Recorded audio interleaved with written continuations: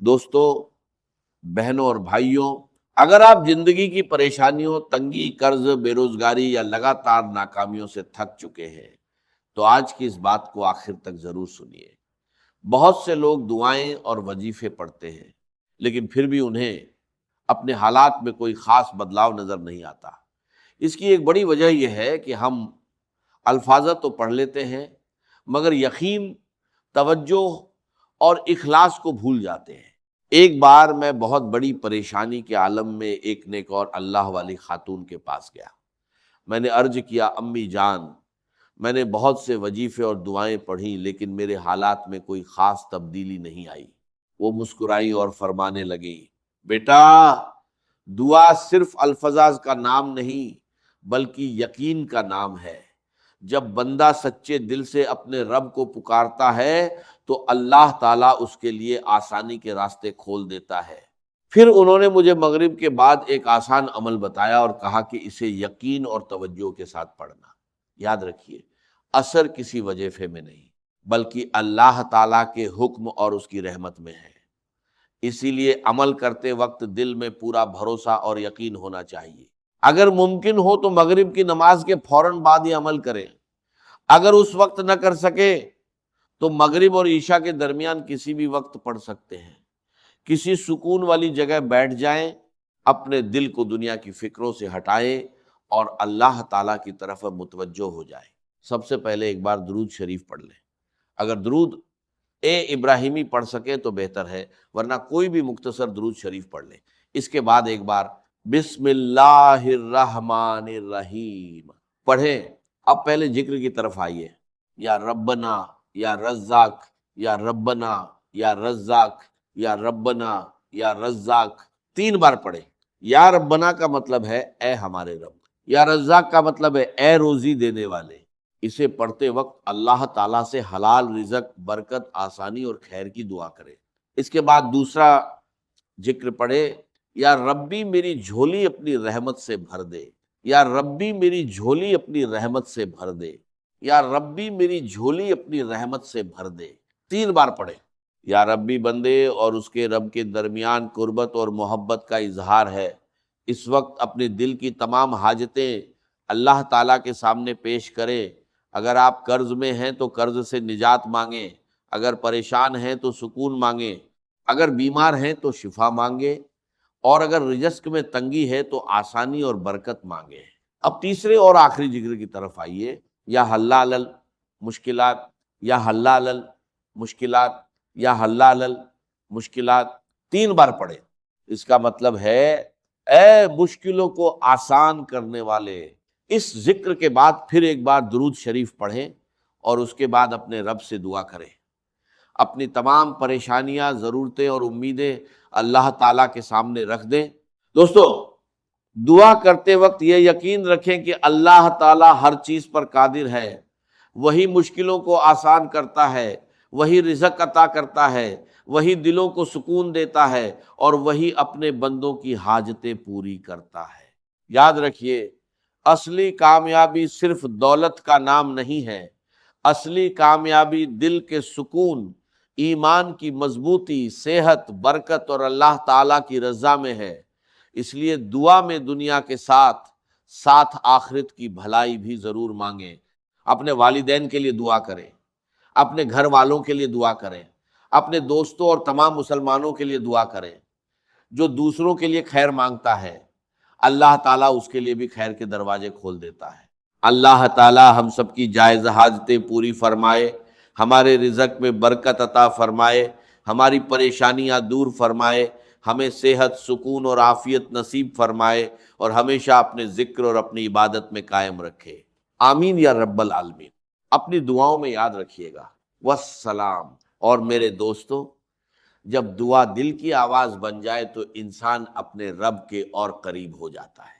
ذرا سوچئے، کتنی بار آپ نے لوگوں سے امید لگائی اور مایوسی ملی، کتنی بار دروازوں پر دستک دی لیکن راستے نہ کھلے، مگر وہ رب جس نے آپ کو پیدا کیا، آپ کی ہر حالت اور دل کے ہر راز کو جانتا ہے، کیا آپ نے اسے پورے یقین کے ساتھ پکارا؟ ایک مومن کی پہچان یہی ہے کہ وہ مشکل حالات میں بھی اپنے رب سے امید نہیں توڑتا۔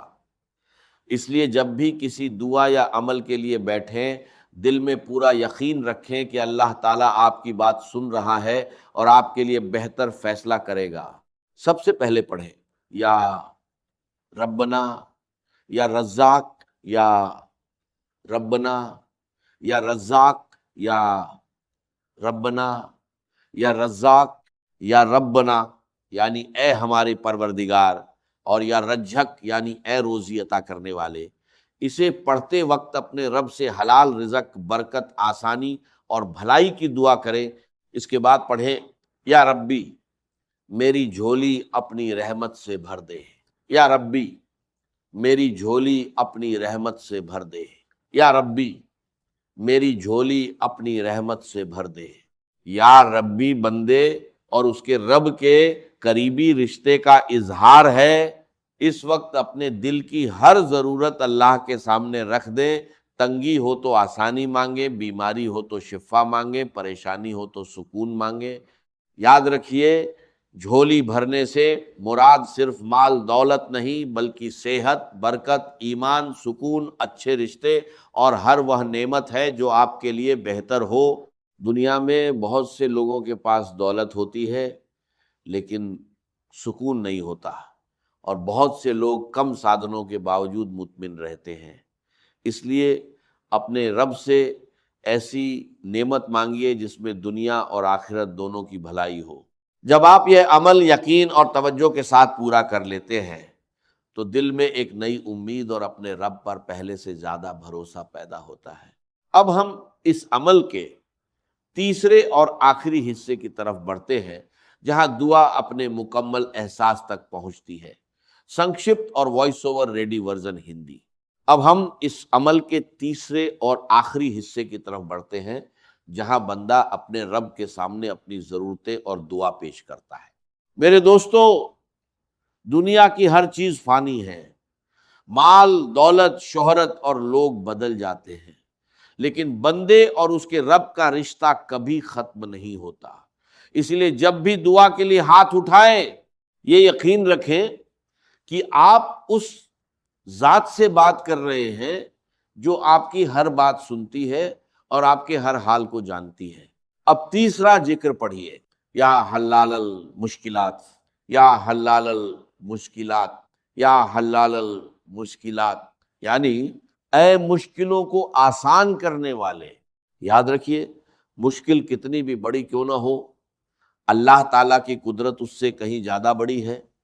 جب بندہ اپنے رب کی طرف رجوع کرتا ہے تو بند راستے بھی کھلنے لگتے ہیں اور مشکلیں آسان ہونے لگتی ہیں۔ اب تینوں اذکار مکمل ہو چکے ہیں، یا ربنا، یا رزاق 3 بار، یا ربی میری جھولی اپنی رحمت سے بھر دے 3 بار، یا حلال المشکلات 3 بار۔ اس کے بعد کچھ لمحوں کے لیے خاموشی سے بیٹھیے اور دل سے دعا کیجیے۔ اپنی پریشانیاں، ضرورتیں اور امیدیں اللہ تعالیٰ کے سامنے رکھ دیجیے۔ یقین رکھیے کہ وہی سننے والا اور دعا قبول کرنے والا ہے۔ میرے دوستو، دعا صرف مشکل وقت میں ہی نہیں بلکہ آسانی کے دنوں میں بھی کرنی چاہیے۔ جو انسان خوشی کے دنوں میں اپنے رب کو یاد رکھتا ہے، اللہ تعالیٰ اسے مشکل کے دنوں میں اکیلا نہیں چھوڑتا۔ اصل کامیابی صرف مال اور دولت نہیں بلکہ دل کا سکون، ایمان کی مضبوطی اور اللہ تعالیٰ کی رضا ہے۔ اس لیے ہر حال میں شکر، صبر اور امید کو اپنا ساتھی بنائیے۔ اپنے والدین، گھر والوں، دوستوں اور تمام مسلمانوں کے لیے دعا کیجیے۔ اگر کوئی بیمار، پریشان، بے روزگار یا قرض میں ہے تو اس کے لیے بھی بھلائی کی دعا کیجیے۔ دوسروں کے لیے کی گئی دعا بھی بہت بڑی نعمت ہوتی ہے۔ اس پوری بات کا خلاصہ صرف اتنا ہے، لوگوں سے کم اور اپنے رب سے زیادہ امید رکھیے، شکایتیں کم اور دعائیں زیادہ کیجیے، مایوسی کم اور یقین زیادہ رکھیے، اور ہمیشہ یہ دعا کیجیے، اے میرے رب میرے حالات آسان فرما، میرے رزق میں برکت عطا فرما، میری پریشانیاں دور فرما، میرے دل کو سکون عطا فرما اور مجھے اپنی رحمت سے کبھی محروم نہ فرما۔ آمین یا رب العالمین۔ اپنی دعاؤں میں یاد رکھیے گا۔